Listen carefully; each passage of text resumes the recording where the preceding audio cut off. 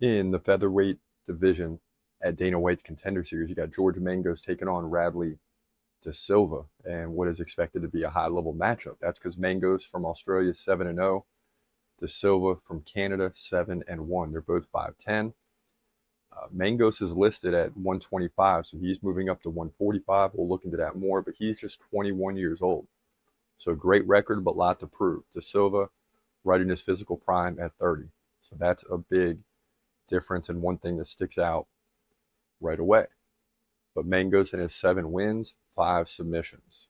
That's not good for his opponent a lot of times. He also has 2 KOs. So where is he fighting out of? He's fighting out of Hex Fight Series.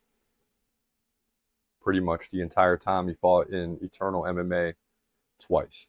Recently, he beat Ethan Thomas in March by first round TKO. He also fought last November and beat Shoichi Tomita by KO first round. So when you look back on his resume, it's like submission, submission, submission times 5. And then the last 2 fights, he's landed KO. So his game is really starting to open up. And the only negative I see is that they're all first round finishes, which is a negative if you get, dragged into deep waters, which, he's only been in the 3rd round once. Now, Radley da Silva, aka Snake Eyes, in his 7 wins, 3 decisions, 3 submissions, 1 KO. So you might get a nice ground battle in this one. But he was submitted once as well. He's been fighting out of Battlefield Fight League over the last 5 fights. Recently, he beat Drew Brookenshire by a 2nd round submission.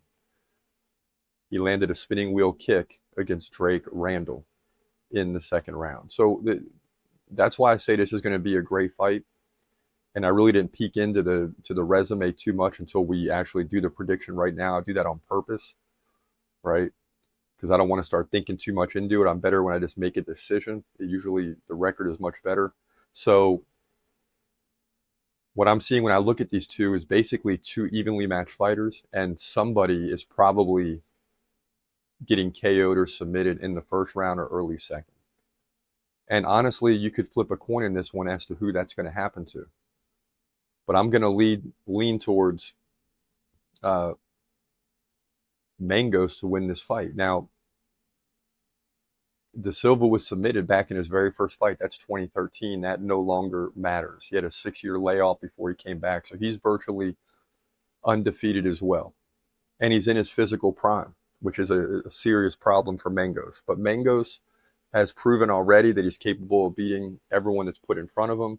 When you get to this level, yeah, you're going to face a very good fighter, one of the best featherweight fighters not in the UFC right now. That's just the way that the Contender Series is set up.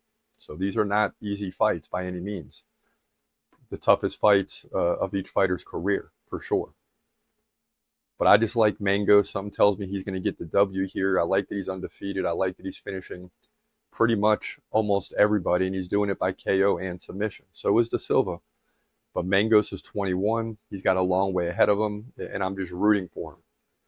So therefore, I like to believe that he's going to win this fight, and it looks like on paper that he may in fact do so. But one of these guys is getting finished, and it really could go either way. But in my opinion, Mangos is going to be the one that gets the finish to move to 8-0 here in the featherweight division at Dana White's Contender Series.